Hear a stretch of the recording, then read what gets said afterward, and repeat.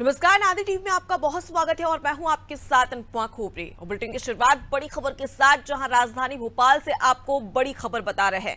Strong room में मतदान की पेटियां पहुंची है, जहां ईवीएम मशीनों से प्रत्याशियों की किस्मत बंद है। 3 तारीख को ईवीएम मशीन खुलेगी और उसके साथ ही प्रत्याशियों की किस्मत भी, जहां स्ट्रांग रूम पर पुलिस का पहरा रहेगा।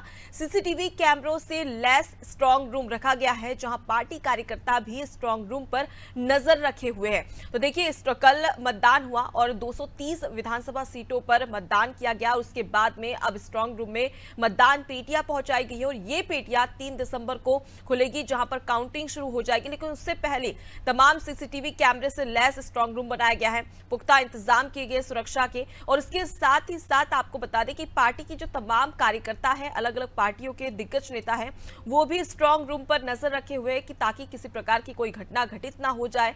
और हार का जो डर है वो प्रत्याशी में साफ तौर पर नजर आ रहा है और यही वजह है कि कहीं ना कहीं यहां पर स्ट्रांग रूम पर नजर भी रखी जा रही है। तो देखिए, ईवीएम मशीनों में प्रत्याशियों की किस्मत बंद है, जो कि अब खुलेगी 3 दिसंबर को। 3 दिसंबर को मतगणना होगी और मतगणना के बाद में शाम तक रिजल्ट साफ हो जाएगा कि आखिर मध्य प्रदेश में किसकी सरकार बनेगी, किसे जीत किसे हार मिलेगी और किसे शह और किसे मात मिलेगी। तो स्ट्रांग रूम पर पुलिस का पहरा है, चप्पे चप्पे पर नजर रखी जा रही है और सीसीटीवी कैमरों से भी नजर रखी जाएगी। और उसके अलावा पार्टी कार्यकर्ता भी स्ट्रांग रूम पर नजर बनाए हुए, ताकि किसी प्रकार की कोई घटना घटित ना हो जाए। तो 230 विधानसभा सीटों पर मध्य प्रदेश में 17 नवंबर यानी कि कल चुनाव हुआ था और मतदान हुआ था। मतगणना का दिन 3 दिसंबर। और ऐसे में तमाम जो प्रत्याशी जो बड़े दावे कर रहे थे, बड़े बड़े दावे ठोक रहे थे कि हमारी जीत होगी, बहुमत की सरकार बनेगी, चाहे किसी भी पार्टी की बात करें। और अगर देख लिया जाए तो बीजेपी ने इस बार 150 पार की बात कही थी, तो वहीं कांग्रेस ने और कमलनाथ ने यह कहा था कि जनता फैसला करेगी कि किसे जीत दिलानी है, किसे हार। तो उन्होंने सीटों पर स्पष्टीकरण नहीं दिया था, लेकिन उन्हें भरोसा है कि कांग्रेस ही इस बार मध्य प्रदेश में पूर्ण बहुमत की सरकार बनाएगी। अब इसी के मद्देनजर दमखम दिखाया गया था, प्रत्याशियों के द्वारा जमकर प्रचार प्रसार किया गया था। कई दिग्गज नेता मध्य प्रदेश पहुंचे थे, लेकिन अब बारी है रिजल्ट की। यानी कि परीक्षा तो कल हो चुकी है, लेकिन 3 दिसंबर को रिजल्ट आएगा और जो रिजल्ट है वो अब ईवीएम मशीन में और उसके साथ ही साथ हम देख सकते हैं कि स्ट्रांग रूम में अब कैद हो चुकी है और ये मतपेटियां खुलेगी 3 दिसंबर को, जिससे साफ हो जाएगा कि आखिर मध्य प्रदेश में किसकी सरकार बनेगी और साथ ही साथ किसके सिर पर जीत का सेहरा सजने वाला है। तो ऐसे में देखने वाली बात होगी कि क्या रिजल्ट मध्य प्रदेश में आता है, क्योंकि सभी की नजरें इस बार टिकी हुई है। देखिए, अगर वोटिंग प्रतिशत की बात कर ली जाए तो 76.22%, जो कि काफी अच्छा वोटिंग प्रतिशत है। चलिए सीधे रुक कर लेते हैं राजधानी भोपाल का, जहां पर हमारी संवाददाता शबाना बानो हमारे साथ में जुड़ी हुई है। शबाना, स्ट्रांग रूम मतदान की पेटियां पहुंच गई है, क्या कुछ सुरक्षा के पुख्ता इंतजाम वहां पर किए गए हैं? जी देखिए, मध्य प्रदेश विधानसभा चुनाव के लिए जो कल वोटिंग हो चुकी है, प्रत्याशियों की किस्मत का फैसला मतदाताओं ने कर दिया है। जनता का जनादेश अब 3 दिसंबर को जो है जनता के जनादेश का पता चल जाएगा। कल वोटिंग थी, शाम के बाद जो है स्ट्रांग रूम में सभी जो ईवीएम और वीवीपैट मशीन जो है वो सुरक्षित तरीके से पहुंच चुकी है। तीन लेयर के सुरक्षा घेरे के अंदर है जो जनता का जनादेश वो रखा हुआ है। इसके अलावा जो सेंट्रल फोर्सेस लगाए हुए हैं, सीआरपीएफ, सीएफएफ और स्थानीय प्रशासन भी सुरक्षा का जो जिम्मा है वो संभाल रहा है। इसके अलावा कैमरे से भी नजर रखी जा रही है और सभी पार्टी के जो करता है वो अपने अपने जो स्थान, अपने अपने जगह जो है जहां ईवीएम मशीन रखी हुई है वहां लगातार मॉनिटरिंग कर रहे हैं, वहां लगातार देख रहे हैं कि कहीं कोई गड़बड़ी ना हो जाए। हालांकि स्थानीय प्रशासन तमाम तरीके की जो है व्यवस्था कर चुका है। अब इंतजार है 3 दिसंबर का, जब ये पता चलेगा कि मध्य प्रदेश की जनता ने 2023 विधानसभा में किसे अपना नेता चुना है और किसको अपना किस प्रत्याशी को जिताया। तो सबसे बड़ी बात जो है, कल जो ईवीएम मशीन सुरक्षित तरीके से अपनी अपनी जगह पहुंच चुकी है। जी, तो कहीं ना कहीं इसका इंतजार तो सभी को रहेगा कि आखिर मध्य प्रदेश में किसकी सरकार बनेगी। मैं आपके पास लौटूंगी शबाना। तो देखिए, सुरक्षा के पुख्ता इंतजाम और पुलिस प्रशासन की टीम मौजूद है। पार्टी कार्यकर्ता नजर बनाए हुए सीसीटीवी कैमरे से भी नजर रखी जा रही है। यानी कि 3 दिसंबर को जब ये पेटी खुलेगी, मत पेटी खुलेगी, तो इससे के साथ में मध्य प्रदेश की जनता के साथ ही साथ तमाम जो प्रत्याशी जो यहाँ पर दमखम दिखा रहे थे, उनके भविष्य का फैसला भी 3 दिसंबर को साफ हो जाएगा। एक और बड़ी खबर राजधानी भोपाल से सामने आ रही है। वोटिंग प्रतिशत को लेकर यह खबर है, जहां फिसड्डी साबित हुआ है भोपाल। वोटिंग में 50वें स्थान पर राजधानी भोपाल, जहां पर पिछले चुनाव से भी कम वोटिंग हुई है। आपको बता दें कि 7 सीटों पर करीब 66.59% मतदान हुआ है। शबाना हमारे साथ में जुड़ी हुई है। शबाना, मध्य प्रदेश में इस बार रिकॉर्ड तोड़ दिया, क्योंकि अब तक के विधानसभा चुनाव में सबसे ज्यादा वोटिंग प्रतिशत अगर मध्य प्रदेश में हुई है तो वो इस बार हुई है 76.22%। लेकिन फिसड्डी साबित हुई है राजधानी भोपाल। 7 सीटें, लेकिन उसके बावजूद भी वोटिंग प्रतिशत इतना कम। जी देखिए, अगर बात करूं तो कल लगभग सुबह मॉर्निंग के समय जो थे एक एक करके जो मतदाता वो मतदान केंद्र पहुंच रहे थे, लेकिन शाम तक जब प्रतिशत आया तो उससे ये बात साफ हुई कि जो भोपाल में है वो पिछले बार की तुलना इस बार कम वोटिंग हुआ है। कई जगह पे जो है वो बहस भी हुई, कई जगह पे प्रत्याशियों और समर्थकों के बीच लड़ाई झगड़ा भी हो गया। जो मतदान देने पहुंचे थे उसमें से आधे से अधिक लोग वापस लौट गए। कई जगह की स्थिति ऐसी थी कि जो वोटिंग मशीन है वो काम नहीं कर रहा, लोग 2-2 घंटे तक लाइन में लगे हुए थे, जिसकी वजह से भी जो कहा जा रहा है कि जो वोटिंग प्रतिशत है भोपाल में 5-7 विधानसभा सीटों की वो लगभग कम हुई है। कई जगहों पे लाइट की प्रॉब्लम थी, कई जगह पे सर्वर की प्रॉब्लम थी। ये सारी प्रॉब्लम की वजह से भोपाल में इस बार जो है वोटिंग प्रतिशत कम आई है। हालांकि जो जनता है, उन्होंने जिन लोगों को वोट देना था वो अपने अपने घर से धीरे धीरे करके निकल रहे थे, लेकिन कहीं ना कहीं पिछले बार की तुलना इस बार भोपाल, मध्य प्रदेश की राजधानी भोपाल में जो है कम वोट पड़े हैं। इसकी 2 वजह मान सकते हैं। एक तो टेक्निकल प्रॉब्लम हो सकती है, या फिर जो प्रत्याशी थे उनके प्रति जो जनता का जो आक्रोश है वो भी इससे साफ नजर आ रहा है। ये 2 वजह ये है जिसकी वजह से ये साफ हो जाएगा कि क्या कहते हैं वोटिंग प्रतिशत कम हुआ यहाँ पर। जी शबाना, यहाँ पर 2-3 सवाल खड़े होते हैं, क्योंकि ईवीएम खराब होने की बात आपने कही, लाइट जाने की बात आपने कही, सुरक्षा को लेकर भी कहीं ना कहीं सवाल, क्योंकि लड़ाई भी देखने को मिली थी हमें। तो ऐसे में सवाल उठता है कि राजधानी भोपाल होने के बावजूद भी, उसके बावजूद भी इस प्रकार की स्थिति, तो कहीं ना कहीं पुलिस प्रशासन और चुनाव आयोग पर भी सवाल खड़े होते हैं।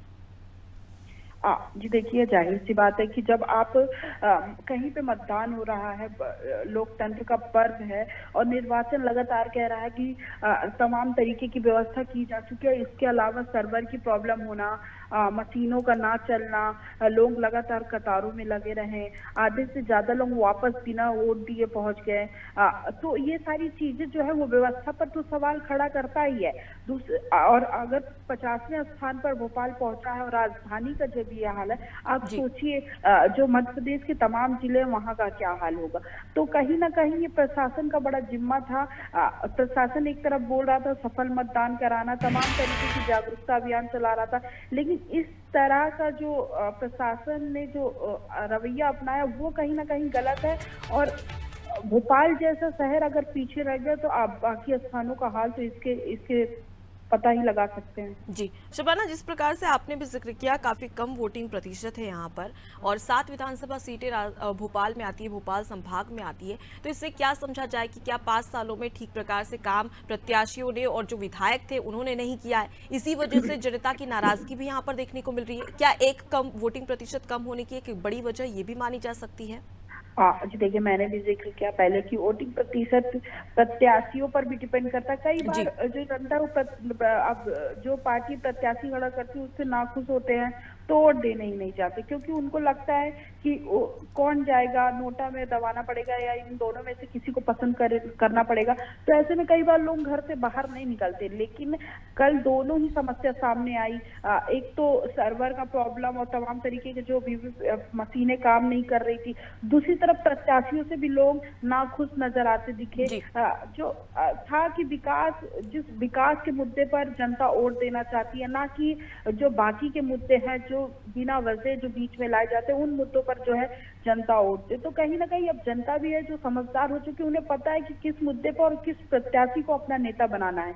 तो दूसरी वजह भी ये हो सकती है कि शायद प्रत्याशी भी वजह रहे हो, क्योंकि भोपाल विधानसभा की 7 सीटों की बात करूं तो हुजूर में सबसे ज्यादा जो है वोट पड़े हैं। हुजूर की बात करें, वहां से रामेश्वर शर्मा, नरेश ज्ञानचंद वानी मैदान में थे, तो कहीं ना कहीं जो है वहां पे वोट पड़े हैं। तो बाकी विधानसभा जो सीटें हैं भोपाल की, उसमें कम प्रतिशत रहा। गोविंदपुरा में भी सही वोट पड़े, नरेला में और दक्षिण पश्चिम में सबसे कम वोट पड़े। नरेला से मंत्री विश्वास सारंग मैदान पे और कांग्रेस पार्टी के मनोज शुक्ला मैदान पर थे। दूसरी तरफ दक्षिण पश्चिम की बात करूं तो पीसी शर्मा मैदान पे थे और पीसी शर्मा मैदान पे। तो तमाम तरीके की जो है कहीं ना कहीं नाराजगी यहाँ पर देखने को मिली है।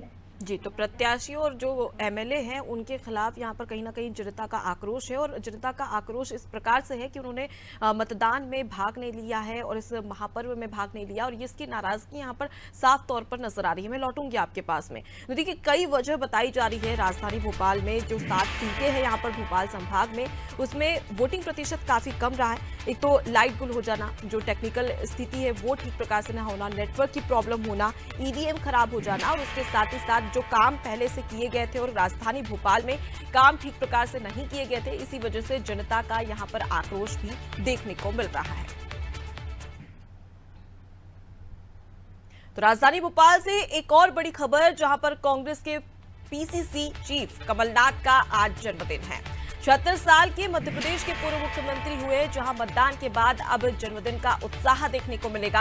आपको बता दें कि कांग्रेस नेताओं के साथ में जन्मदिन मनाएंगे, जहां 9 से 12 के बीच कार्यकर्ताओं के बीच में रहेंगे। साथ ही कमलनाथ के कट्टर समर्थक कांग्रेस से निष्कासित कर दिए गए हैं। आपको बता दें कि पार्टी ने बाहर का रास्ता दिखाया है, जहां संगठन प्रभारी राजीव सिंह ने ये पत्र जारी किया। बीजेपी के समर्थन में प्रचार करने की शिकायत भी यहां पर सामने आई थी। शबाना हमारे साथ में जुड़ी हुई है, उनका रुख कर लेते हैं। शबाना, 76 साल के मध्य प्रदेश के पूर्व मुख्यमंत्री हो चुके, एक और खुशी तो एक और कहीं ना कहीं देखा जाए तो कांग्रेस में आक्रोश भी देखने को मिल रहा है, क्योंकि संगठन प्रभारी राजीव सिंह को पत्र जारी करके निष्कासित कर दिया है कट्टर समर्थक को।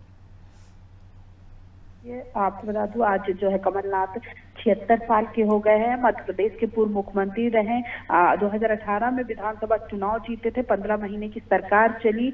अब वो 76 साल के हो गए। आज वो राजधानी भोपाल में अपने समर्थकों और कार्यकर्ताओं के साथ जन्मदिन मनाएंगे। एक तरफ जहां कांग्रेस में खुशी की बात है, आज कल वोट पड़े थे, तो कांग्रेस वैसे भी सर्वे को देखकर खुश है, लेकिन दूसरी तरफ कांग्रेस के अंदर ही मनमुटाव है। देवपालपुर विधानसभा सीट से प्रत्याशी, बीजेपी के प्रत्याशी के समर्थन में जो है कांग्रेस के कमलनाथ के कट्टर समर्थक जो थे वो प्रचार कर रहे थे। इसकी शिकायत लगातार जो है वो पार्टी को मिल रही थी। पार्टी लगातार नजरअंदाज कर रही थी, लेकिन जब ज्यादा शिकायतें आने लगी तो संगठन प्रभारी जो है राजीव सिंह ने उनको निष्कासित कर दिया। पार्टी से 6 साल के लिए उनको निष्कासित किया गया है, क्योंकि जब आप किसी पार्टी में रहते, उसके अलावा आप किसी प्रत्याशी को मैदान में उतारा गया तो आप उसका विरोध कर सकते हैं, ना कि पार्टी के अगेंस्ट जाके आप दूसरे प्रत्याशियों का समर्थन कर सकते हैं। तो ये कहीं ना कहीं गलत था, जिसकी वजह से कांग्रेस ने कड़ा रुख अपनाया और उनको 6 साल के लिए पार्टी से बाहर का रास्ता दिखा दिया गया। जी, तो फिलहाल के लिए बहुत शुक्रिया शबाना, तमाम जानकारी हम तक पहुंचाने के लिए। तो देखिए, राजधानी भोपाल में देख लिया जाए तो कमलनाथ का जन्मदिन मनाया जाएगा। तमाम जो कांग्रेस के कार्यकर्ता है, पदाधिकारी है, वो यहाँ पर जन्मदिन मनाते नजर आएंगे। लेकिन दूसरी ओर देख लिया जाए तो कमलनाथ के कट्टर समर्थक कहे जाते थे एक जमाने में, और अब उन्हें निष्कासित कर दिया गया है। 6 साल के लिए निष्कासित कर दिया गया है, क्योंकि उन पर यह आरोप है कि वो लगातार बीजेपी का प्रचार कर रहे थे। इसकी शिकायत भी कई बार कांग्रेस की ओर से दी गई थी, लेकिन उसके बावजूद भी इस पर कोई एक्शन नहीं लिया गया था। लेकिन अब उन्हें 6 साल के लिए निष्कासित कर दिया गया है।